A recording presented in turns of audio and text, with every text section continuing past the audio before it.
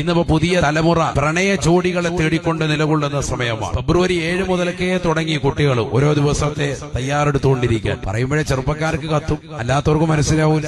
Valentine's day, ഈ Valentine's ഡേക്ക് മുമ്പ് തന്നെ 7 ദിവസം മുമ്പ് മുതൽക്ക് തന്നെ അതിനുവേണ്ടി ഒരുങ്ങി തയ്യാറെടുക്കുന്ന ദിവസങ്ങളാണ്. ഫെബ്രുവരി 7 റോസ് ഡേ എന്നാണ് പേരിട്ടിരിക്കുന്നത്. റോസ് ഡേ, റോസാപ്പൂ കൈമാറുന്ന ദിവസമാണ്. ഫെബ്രുവരി 8 പ്രപ്പോസ് ഡേ, ചെറുപ്പക്കാര് വിളിക്കുന്ന ഓമന പേരാണ്. ഫെബ്രുവരി 9 ചോക്ലേറ്റ് ഡേ, കാമുകിക്ക് ചോക്ലേറ്റ് കൊടുക്കുന്ന ദിവസമാണ്. കാമുകൻ അങ്ങോട്ടും കൊടുക്കും, കാമുകി ഇങ്ങോട്ടും കൊടുക്കും. തീർന്നില്ല, ടെഡ്ഡി ഡേ. എന്താ ടെഡ്ഡി ഡേ? കളിപ്പാവ കാമുകന് കൈമാറുന്ന ദിവസമാണ്. ഓരോ ദിവസത്തിന് ഓരോ പേരാണ്. ഇത് വർഷങ്ങളായിട്ട് നിലകൊള്ളാണ്. നമ്മുടെ സമൂഹം, മുസ്ലിം സമുദായമാണ് ഇത് ഏറ്റവും കൂടുതൽ ഏറ്റെടുത്തുകൊണ്ട് വരുന്നത്. അത് കഴിഞ്ഞാൽ പിന്നെ 11 ദിവസം പ്രോമിസ് ഡേ ആണ്. പ്രോമിസ് ചെയ്യാൻ പ്രപ്പോസ് ഡേ ഉണ്ട്, പ്രോമിസ് ഡേ ഉണ്ട്. 12 ദിവസം ആകുമ്പോ പ്രോമിസ് ഒക്കെ കഴിഞ്ഞു, പിന്നെ കിസ് ഡേ ആണ്. 13 ദിവസമാകുമ്പോ അതും കഴിഞ്ഞു, ഹഗ് ഡേ ആയി. ഫെബ്രുവരി 14 ആകുമ്പോ വാലന്റൈൻസ് ഡേ, ഒരു പൂവെങ്കിലും കൊടുത്തിട്ട് മുസാഫഹത്ത് ചെയ്യുന്ന ദിവസം. ഇതൊക്കെയാണ് നമ്മുടെ തലമുറയിൽ നടക്കുന്നത്. മനസ്സിലാക്കണം. ഇതൊക്കെ നമ്മുടെ മാതാപിതാക്കൾ അറിയണം, പുതിയ തലമുറ രക്ഷിതാക്കൾ അറിയണം. കാരണം ചെറുപ്പക്കാരായ ആളുകൾ ഈ ദിവസങ്ങൾക്കൊക്കെ പ്രാധാന്യം കൊടുത്തു തുടങ്ങി, നേരത്തെ തുടങ്ങി. ഫെബ്രുവരി 7 മുതൽക്കേ